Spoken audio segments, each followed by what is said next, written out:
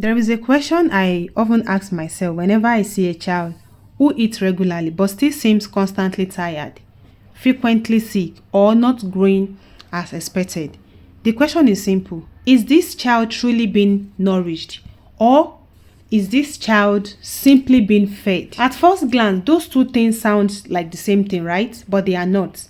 And understanding the difference can completely change the way we think about food. One of the most common assumption many families make is this: if my child is eating 3 times a day, then everything must be fine.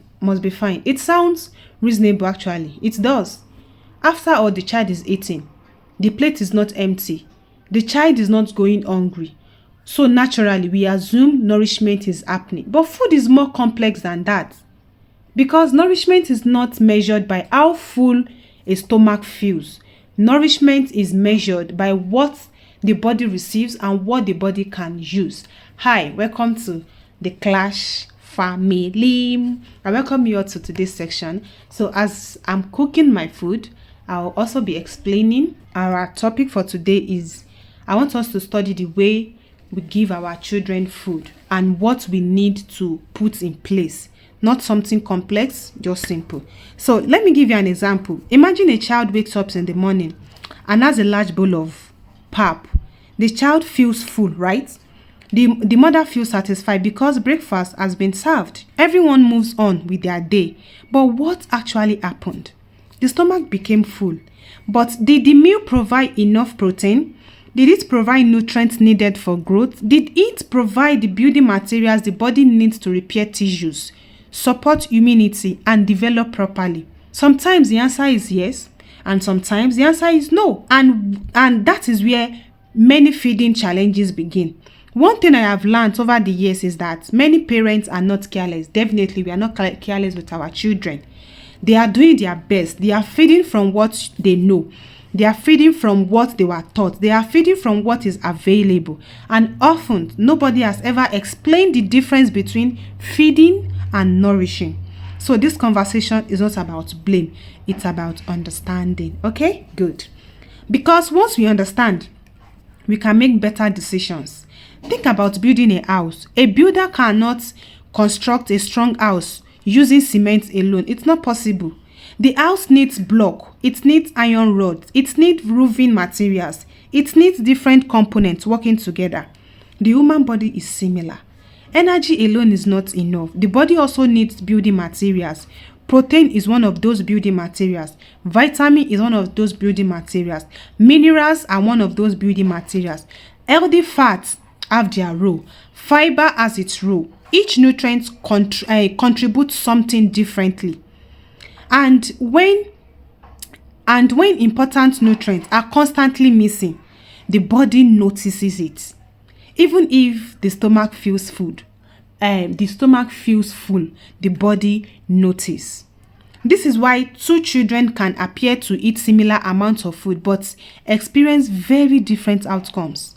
One child receives meals that constantly provide a variety of nutrients. Another child receives meals that mostly provide energy. Both children eat, right? Of course they do. But the nutritional experience is not the same thing. And over time, those differences begin to matter. One of the easiest ways to improve nourishment is to stop looking at meal as single foods and start looking at them as combinations. Instead of asking, what will my child eat? Ask this: what does this meal provide? For example, if a child is having pap, what can be added alongside it? Could there be eggs?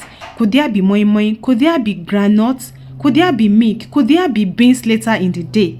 Suddenly, the conversation changes. We move from feeding to nourishing. And this principle applies far beyond breakfast.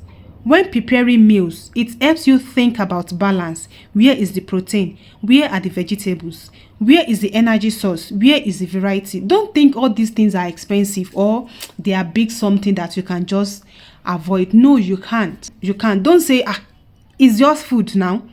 You don't need expensive ingredients. You don't need imported food. You don't need perfection. What you need is awareness, because awareness helps us make better use of the foods already available to us. I think one of the reasons many families feel overwhelmed by nutrition conversation is that because they assume healthy feeding requires a complex lifestyle.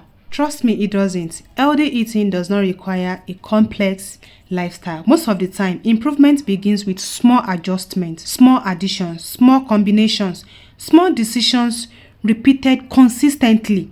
And those small decisions can make a meaningful difference over time. The goal is not to create perfect meals. The goal is to create better meals. The goal is not to create pressure. The goal is to create understanding. Because when we understand food, we become more confident in the kitchen. We make decisions with purpose. We stop guessing. And feeding becomes less stressful. So the next time you look at the plate of food, especially when feeding a child, please, I want you to pause for a moment and ask a simple question. Is this meal only filling a stomach or is it nourishing a body? That single question can change the way we think about food forever. And remember, my Klatch family, at Journal of Kitchen Klatch, we don't just cook food. You know, right? We understand it, we explore it, we improve it, and together we learn food differently. I am Maryam Akano-Lawal, and I will see you in the next kitchen conversation. Thank you.